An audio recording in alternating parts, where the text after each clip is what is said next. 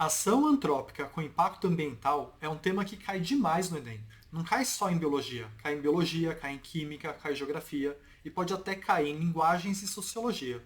Então é um tema que cai muito no Enem. No meu estudo que eu fiz de tópicos fáceis que caem no Enem, esse tópico, ação antrópica com impacto ambiental, está presente em até 6% dos tópicos que podem cair no Enem, e é um tópico relativamente fácil de você aprender. Mas para você conseguir responder as questões que caem no Enem, você precisa ter um mínimo de repertório. Então eu resolvi fazer essa revisão mais focada em natureza, com esse tema, ação antrópica com impacto ambiental, ou seja, como o homem destrói a natureza e, eventualmente, a natureza retorna o malefício para o homem, porque esse dano que a gente está causando para a natureza, a gente está causando a nós mesmos. Então, para te poupar tempo e para você desenvolver esse repertório em apenas um vídeo, para chegar preparado com as formas que podem cair no Enem, eu separei 21 jeitos que o homem afeta de alguma forma a natureza e que, eventualmente, esse dano é retornado ao homem de alguma forma.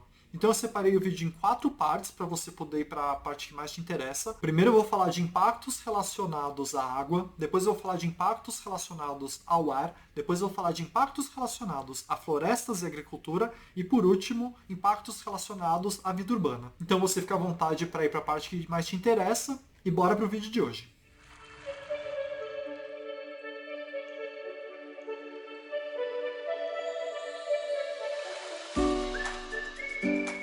Então bora começar com destruição relacionada às águas. O primeiro tópico que eu quero falar que pode cair é metais pesados. Eventualmente, alguns metais que são tóxicos para o homem são utilizados no garimpo, na mineração e até na confecção de baterias. E o descarte dos resíduos dessas atividades e até o descarte das baterias não é muito bem fiscalizado. Então, eventualmente, esses metais pesados vão para os mares, para os rios, para os lençóis freáticos. E o problema é que esses metais, mais especificamente o mercúrio, o chumbo e o cádmio, eles acabam entrando no corpo humano e o corpo humano não tem uma forma adequada de eliminar eles. Então eles vão se acumulando no corpo humano. E quando passa de uma determinada quantia dentro do seu corpo, esses metais passam a se tornar muito tóxicos e podem até dar dano neurológico, deixando sequelas. Então pode acontecer de você estar tomando água de algum lugar que contém esses metais pesados e isso vai te fazer mal ao longo do tempo. Então esse é um tópico de preocupação social que pode cair no Enem, pode cair mais especificamente na prova de química, mas pode cair também em geografia, pode cair em biologia, e você tem que ter uma ideia de quais são esses metais. Então é o mercúrio, o chumbo e o cádmio, e eles são chamados de metais pesados, e o nosso corpo tem dificuldade de eliminar eles. Então vamos para o segundo tópico de águas, e o segundo tópico é eutrofização. Eutrofização pode acontecer naturalmente na natureza, mas é muito frequentemente causada pelo homem. Basicamente o processo é assim. O homem joga lixo e esgoto nos rios, e esse lixo e esse esgoto contém muitos nutrientes. Com isso, há uma superproliferação de algas e bactérias. Essa superproliferação faz com que não atravesse mais luz. E com isso, seres que dependem da fotossíntese para sobreviver acabam morrendo também, o que deixa o ambiente com mais nutriente ainda. Com mais nutriente, acontece uma maior proliferação das bactérias aeróbias e elas acabam consumindo todo o oxigênio da água. E com isso acabam morrendo também os animais que dependem do oxigênio para sobreviver. E esse rio acaba se tornando um grande esgoto, não tem mais vida lá, porque aconteceu essa superproliferação das bactérias aeróbias que consumiram todo o oxigênio no ambiente. Sem oxigênio no ambiente, fica meio que inóspito aquele ambiente. E isso vai afetar não só os ecossistemas relacionados àquele rio, como todas as pessoas que dependem daquele rio para sobreviver, como por exemplo através da pesca. Então vamos para o terceiro tópico relacionado às águas, e se trata de uso excessivo de filtro solar e cosméticos na praia e ao entrar no mar. Esses produtos contêm substâncias que são altamente tóxicas para alguns animais, em especial os corais. Os corais não sobrevivem se eles entram em contato com essas moléculas. Eles acabam morrendo e acaba sobrando apenas o esqueleto do coral, que pode estar esbranquiçado, ao invés de um coral todo colorido, porque a vida animal ali já foi embora e sobrou apenas um esqueleto calcário. E o problema disso não se estende apenas aos corais. Os corais fazem parte de todo um ecossistema. Tem animais que dependem dos corais para sobreviver. Você está afetando a cadeia alimentar, uma teia alimentar. E está acabando até, eventualmente, com peixes que ficam naquela região e que dependem dos corais para se alimentar ou de outros organismos que se alimentam dos corais. Então, esse é um outro dano que pode cair no Enem. E eu não estou falando para você deixar de usar filtro solar. Filtro solar é essencial para você se proteger de danos causados pela luz solar. Então você tem que usar filtro solar. Mas você deve procurar filtros solares que não causam esse tipo de dano e evitar outros tipos de produto que você não necessariamente precisaria passar para ir para a praia, como perfumes, como maquiagem demais, que esses produtos também podem conter essas substâncias que causam dano a outros animais. Então vamos para um quarto dano relacionado às águas e se trata de usar plástico demais na sua vida. Em várias situações você tem a oportunidade de usar menos plástico do que você usa normalmente. Por exemplo, você pode usar a mesma sacola para ir sempre para o supermercado, para evitar pegar aquela sacola de plástico. Você pode usar canudo de papel em vez de plástico. Você pode optar por produtos com um plástico biodegradável. E tudo isso ajuda a diminuir um grande impacto ambiental, que é mandar de volta para a natureza plástico que não é biodegradável. E esse plástico eventualmente vai para o mar e acaba matando milhares de peixes e milhares de criaturas que vivem no mar, porque elas nem sabem que aquilo não é comida, acabam se alimentando, acabam ficando presas. Inclusive nos oceanos tem ilhas de plásticos que a gente jogou eventualmente no mar e se acumulam no local, causando então esse dano não só estético, e como também matando um monte de animal que vive nessas regiões e no oceano como um todo. E esse plástico não vai se desfazer sozinho, então dentro do possível, o ideal é você evitar o uso de plástico. Então bora para o nosso quinto impacto, que é o derramamento de petróleo nos oceanos. Eventualmente, na extração de petróleo acontece algum problema e uma grande parte do óleo que está sendo extraído vai para o mar. Esse óleo não só mata um monte de animal, em especial aves e peixes, como ele também cria uma camada de óleo na superfície do mar. E essa camada impede que passe luz, como também acontece na eutrofização que eu já falei. Então, se morrem os produtores, vão morrer também os consumidores primários, os consumidores secundários, e todo o ecossistema é afetado. Além disso, o petróleo é extremamente tóxico para o ser humano, e eventualmente esse petróleo vai para as praias. Então toda uma região é comprometida e normalmente esses derramamentos não são pequenos e são de extremo difícil controle. Então essa é mais uma forma que a gente destrói o planeta. Então vamos para o nosso sexto e último tópico em relação às águas, que é a construção de hidrelétricas. O que você precisa saber de construção de hidrelétrica é que tem tanto um impacto ambiental como um impacto social. Do ponto de vista ambiental, vai morrer um monte de espécie que vive naquela região, que vai ser alagada, vai morrer um monte de planta, então você também está degradando o ambiente do ponto de vista de sequestro de carbono, e até os peixes que vivem no rio, que vai ser represado, podem morrer, porque pode afetar o trajeto de migração deles para se reproduzirem. Então, se eles estão acostumados a fazer um caminho que não existe mais, eles podem parar de se reproduzir e ameaça toda a espécie daquele peixe. E ainda tem todo o aspecto social das pessoas que vivem na margem desse rio e que estão acostumadas a se sustentarem a partir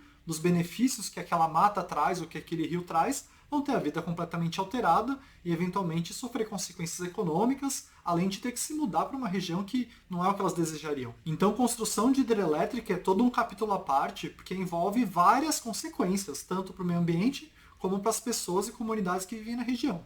Por isso é o nosso último impacto para a parte de águas. Então bora começar os impactos relacionados ao ar. E se esse conteúdo está te ajudando, não deixa de ativar a notificação, porque até o Enem eu vou mandar ainda um monte de vídeo com dicas específicas para as provas, que vão aumentar um pouquinho sua nota. Então bora para o nosso sétimo tópico, agora na parte do ar, que é a destruição da camada de ozônio. Antigamente era muito comum ter um composto nos aerosóis e nas geladeiras e em outros eletrodomésticos que continham o CFC, que é o clorofluorcarboneto. Esse composto é extremamente danoso para a camada de ozônio e causa grande destruição da camada de ozônio. Sem a camada de ozônio, passa muito mais raio solar do que deveria passar. Então, nas regiões que tem a camada de ozônio comprometida, as pessoas que moram naquelas regiões têm muito mais câncer de pele, por exemplo, que pessoas que moram numa região com uma camada de ozônio maior. Então, esse é um problema grave que tem diminuído muito nos últimos anos, porque foi detectado que essa molécula é problemática, mas a gente precisa ficar atento para eventualmente não voltarem a usar e tem que conhecer esse processo, que CFC destrói a camada de ozônio. E esse tópico pode até cair em química, na forma de uma reação química, ou perguntando sobre os átomos que compõem essa molécula, que é cloro, flúor e carbono. Então vamos para o nosso oitavo tópico, também de ar, e é o efeito estufa. Efeito estufa é um efeito natural que ocorre naturalmente, que basicamente é a retenção de calor perto da superfície, o que ajuda a vida no geral, porque faz com que não resfrie muito o ambiente. Então alguns raios solares batem no chão e ao bater no chão eles são refletidos. Se eles voltassem todos para o espaço, ficaria muito frio o nosso ambiente, porque esses raios contêm energia e energia pode ser vista na forma de calor. Então existe um efeito estufa natural que mantém uma temperatura média no globo terrestre. Mas se você causa um efeito estufa exacerbado, por exemplo, numa cidade cheia de poluentes, pouquíssimos dos raios refletidos vão conseguir retornar para uma camada mais acima da atmosfera ou até para o espaço. Então vai ter um acúmulo desse calor, porque os raios não vão conseguir ser refletidos totalmente. Eles vão bater no chão e vão ficar presos em moléculas de poluentes perto da superfície. E vai deixar a região muito mais quente. O principal desses poluentes é o CO2, que a gente gera a partir de combustível, como a gasolina, usando em automóveis. Então, numa cidade como São Paulo, por exemplo, que tem um monte de automóvel, tem muito poluente no ar, muito CO2, então muito dos raios que chegam, batem no chão, são refletidos no chão, mas são barrados pelo CO2 e se transformam em calor, deixando a região como um todo mais quente. E isso nos leva ao nosso nono tópico também do ar, que é o aquecimento global, que é praticamente um efeito estufa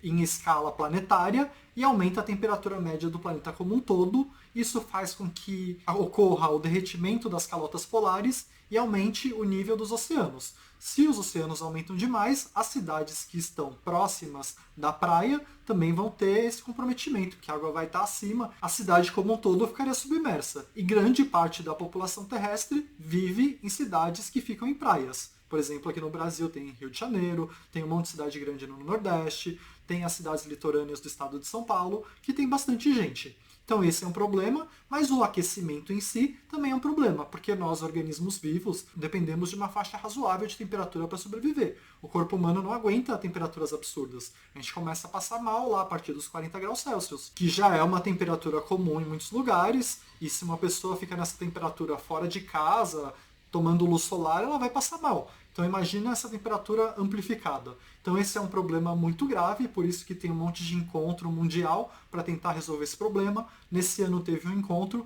que eu acho que não tem como cair no Enem, porque a prova do Enem estava pronta há bem mais tempo, mas tem uma série de tratados, Tratado de Paris, Protocolo de Kyoto. Então esse é um assunto que compensaria até você estudar fora desse vídeo, porque é um assunto extenso, que tem muitos detalhes, e é um problema gravíssimo para a humanidade como um todo. E ele segue uma lógica parecida com o efeito estufa. A gente colocar no ar um monte de CO2 ajuda a agravar muito esse aquecimento global, que pode até acontecer naturalmente, mas se você coloca um monte de gases poluentes no ar, que absorvem esses raios solares e fazem com que esses raios solares se transformem em calor perto da superfície terrestre, vai acontecer esse aquecimento. Então dá mais uma olhadinha nesse tópico por fora do vídeo para você estar bem fluente nele, que a chance de cair é imensa. Então vamos para mais um tópico, o nosso 10º tópico, que tem a ver também com queima de combustível fóssil, em especial automóveis, e é o monóxido de carbono. Monóxido de carbono no ar é um dos compostos que surgem também a partir da queima da gasolina,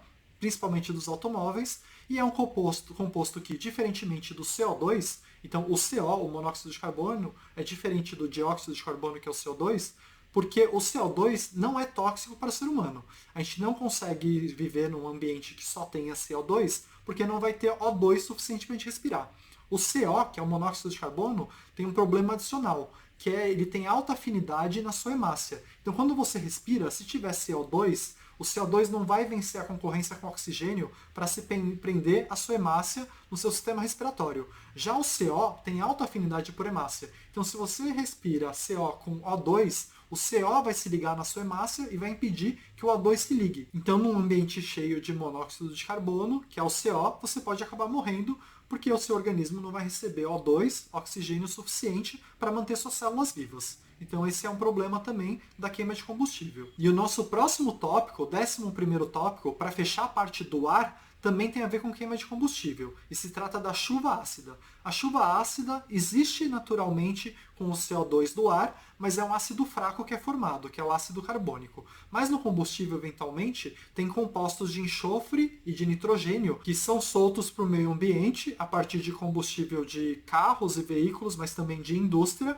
e no ar podem formar com a água ácidos fortes. O ácido forte já é muito mais danoso que um ácido fraco. Mata peixe, contamina a água, pode fazer mal até para o ser humano respirando esses gases e pode ainda destruir plantações inteiras. Então é basicamente compostos nitrogenados e de enxofre, principalmente enxofre, que são soltos na queima de combustível fóssil, pode ser tanto de automóveis quanto da indústria, que vão para o ar, que realizam reações químicas com a umidade do ar, com a água do ar, e se torna uma chuva ácida. Só que nesse caso, diferentemente da chuva ácida que vem do CO2, que é de ácido carbônico, é um ácido bem mais forte, que já causa toda essa série de danos. E com isso a gente termina a nossa parte de ar e vamos começar a parte de floresta e agricultura. O primeiro tópico que a gente vai falar aqui, que é o nosso 12º tópico, é o desmatamento. As florestas elas absorvem CO2 e transformam esse CO2 em glicose, então elas tiram o CO2 do ar e ajudam a evitar o aquecimento global. Então você desmatando uma floresta, você também está prejudicando o mundo nesse aspecto. Mas para o Brasil tem uma questão mais específica, que é a seguinte: na floresta amazônica tem uma grande retenção de umidade no ar por causa das plantas. Essa umidade no ar na floresta amazônica forma o que a gente chama de rios voadores. E os rios voadores são basicamente massas de ar carregadíssimas de umidade. E essas massas de ar migram pelo país e fazem chover em outras regiões, como por exemplo no Sudeste. Então uma massa de ar formada na floresta amazônica é uma floresta de ar extremamente úmida que se move ao longo do país e faz chover em outros lugares, fazendo com que não exista seca em alguns lugares do país. Se você tira a floresta na floresta amazônica e ela começa a se transformar numa região sem plantas, você vai ter menos umidade no ar daquela região. Então vai ter menos o fenômeno dos rios voadores. E com isso, grande parte do resto do país vai ter mais secas. Então esse é um detalhe importantíssimo que você precisa saber, porque esse fenômeno acontece aqui no Brasil e porque o desmatamento da floresta amazônica é gigantesco. Então esse é um dos grandes impactos. Então vamos para o nosso 13º impacto, que é similar ao anterior, mas se trata das queimadas. A queimada também tem essa questão do sequestro de carbono. Na verdade, você está fazendo o inverso do sequestro de carbono. Quando uma floresta vai crescendo, ela vai tirando o CO2 do ar e transformando o CO2 em plantas, porque na planta vai ter um monte de glicose, vai ter um monte de composto formado a partir do CO2. Então você tira CO2 do ar e vai formando uma floresta. Quando você pega e queima essa floresta, você está devolvendo para o ar todo o CO2. E o CO2 vai causar os problemas que a gente já falou antes, como, por exemplo, aumentar a chuva ácida fraca de ácido carbônico, aumentar o efeito estufa e aumentar o efeito global. Então o desmatamento é péssimo e, além disso, a queimada solta um monte de poluente para o ar e para as pessoas que vivem perto dessas regiões, esse ar carregadíssimo de poluentes acaba afetando o sistema respiratório delas. Então é perigosíssimo para a gente. Então isso é mais um dos impactos que eu queria falar nesse vídeo. Então vamos agora para o 14º impacto, também relacionado a florestas, e aqui seria a caça desenfreada. A caça sem restrição ou até a caça ilegal. E aqui as pessoas que executam a caça desenfreada, e aí você pode colocar no mesmo barco a pesca desenfreada também, mas seria na parte de água, mas estou falando aqui junto com a caça desenfreada, ela pode levar à extinção espécies daquela região. Mas, de novo, você levar uma espécie à extinção, o problema não é apenas essa espécie, que já é um problema imenso, né? Pode fazer até uma espécie sumir do planeta. Mas fora esse problema, cada espécie tem um papel numa teia alimentar e num ecossistema. Se você tira uma espécie de um ecossistema, você pode quebrar o ecossistema inteiro. E a gente também precisa desses ecossistemas. A gente extrai remédios de plantas que fazem parte de um ecossistema, a gente se alimenta de animais que fazem parte de um ecossistema, principalmente para comunidades que vivem num meio como uma floresta, isso é importantíssimo. Então esse é um problema que a gente esquece de vez em quando, mas é um grande impacto ambiental, a caça desenfreada. Então vamos para o nosso 15º impacto, quase chegando no 21º. Depois disso tudo você vai ter um repertório incrível, e o impacto da vez aqui é o uso de agrotóxico. O agrotóxico a partir do agrotóxico tem um fenômeno chamado de bioacumulação, que é o seguinte: alguns dos compostos dos agrotóxicos, quando ingeridos por um consumidor primário que se alimenta dos produtores, ele recebe esses compostos, mas o organismo dele não consegue eliminar esses compostos. E todo o resto da cadeia alimentar, quando se alimentar desse organismo, ou de um outro organismo que se alimentou dele, vai receber junto esse composto, até o momento que esse composto chega no ser humano. Então, por exemplo, tem uma planta com agrotóxico, vai lá um consumidor primário e se alimenta daquela planta. Aquele composto fica para sempre dentro do consumidor primário. Aí vem o consumidor secundário e se alimenta do consumidor primário. Aí aquele composto passa para o consumidor secundário, e aí vamos supor que o próximo consumidor é o ser humano. Ele vai lá, se alimenta dessa carne, e esse composto fica dentro dentro do organismo do ser humano, que também não consegue eliminar esse composto. E vários desses compostos são extremamente tóxicos, alguns são até relacionados a câncer,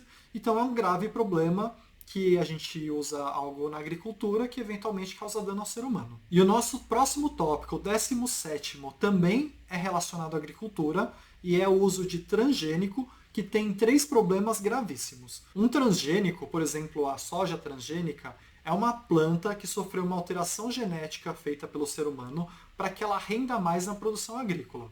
Então, para que tenha uma produção maior, para que morram menos durante a plantação, para que os frutos sejam maiores. Então, você altera geneticamente uma planta para aumentar o rendimento. Mas o primeiro problema disso é que destrói a variabilidade genética. E variabilidade genética é o seguinte: eu e você, a gente tem genes muito parecidos, porque nós dois somos Homo sapiens. Mas dentro do nosso pool gênico, dentro dos nossos genes, a gente tem uma variação, que dá o cabelo de um jeito, o olho de outro jeito, o tamanho de outro jeito. Então a gente tem uma variabilidade genética. No momento que você passa a usar transgênicos, todas as sementes têm o mesmo gene, porque são aqueles genes que vão dar a maior produção possível. Então vão dar aquela fruta mais saborosa, maior, mais bonita. Então você padroniza a sua colheita às custas de deixar todos os organismos daquela plantação como se fossem clones. Só que o problema é que a variabilidade genética, ela protege a gente de extinção. Porque, por exemplo, alguns seres humanos são imunes ao Covid, porque tem alguns genes, que a gente ainda não estudou profundamente para saber quais, que protegem a gente de ter um quadro agudo. E se você tem todos os organismos do planeta inteiro, então, por exemplo, a gente está produzindo milho, e tem uma sequência genética para o milho, que é a melhor, que produz o melhor milho, mais saboroso. Se todos os milhos do planeta tiverem exatamente a mesma genética, se surgir uma doença que ataca essa genética, todos os milhos do planeta vão ser erradicados. Então, nesse aspecto, é extremamente problemático você acabar com a variabilidade genética. Um segundo problema, que também é muito sério, é que as empresas que produzem esses transgênicos, elas querem sempre vender mais. Então elas fazem sementes que são estéreis. Elas produzem plantas que não se reproduzem para obrigar o agricultor a sempre ficar comprando sementes. Ele não consegue produzir essas sementes por conta própria. Ele fica dependente, porque as sementes que ele compra produzem organismos que não reproduzem entre si. Então esse aspecto também é gravíssimo, porque você só tem clone e esses clones não são capazes de se reproduzir. E um terceiro problema, que a gente ainda também não sabe a dimensão dele, é que a gente não tem estudo suficiente para saber como cada um dos transgênicos vai ser processado pelo nosso corpo. Então, eventualmente, eles podem fazer mal para a gente também. E com isso, a gente termina a nossa parte de floresta e agricultura. Então, vamos para a última parte, os 5 últimos impactos relacionados à cidade. E o primeiro deles é o descarte de material radioativo. Materiais radioativos podem causar um dano imenso, tanto para a região onde eles são expostos, como para as pessoas daquela região.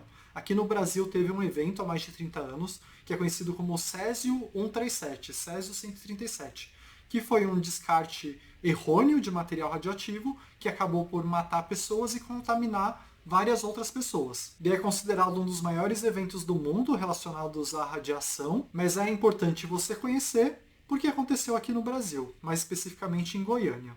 Então você tem que saber que materiais hospitalares, por exemplo, podem conter materiais radioativos e precisa existir uma fiscalização em relação a esse descarte, para não ser jogado em qualquer lugar. Porque se ele for jogado, por exemplo, num lixão, eventualmente alguém vai achar, vai se contaminar, pode até levar para casa e contaminar mais um monte de gente, que foi mais ou menos o que aconteceu no episódio aqui no Brasil. Então vamos para o nosso próximo tópico de cidade, que é a impermeabilização dos solos. O que acontece é que nas cidades os solos são concretados. Isso impede que a água seja absorvida pelo solo e que escoe corretamente. Isso acaba causando o aquecimento do local, porque o concreto, por exemplo, absorve a luz solar e deixa o ambiente bem mais quente, mas também causa um monte de alagamento. Alagamento não só distribui lixo por todo lugar, o que é extremamente anti-higiênico, como destrói vida de gente que mora em bairros mais baixos, que são mais propícios ao alagamento. Fora isso, tem a questão da leptospirose, que você tem que conhecer, que é uma doença transmitida através do xixi de rato.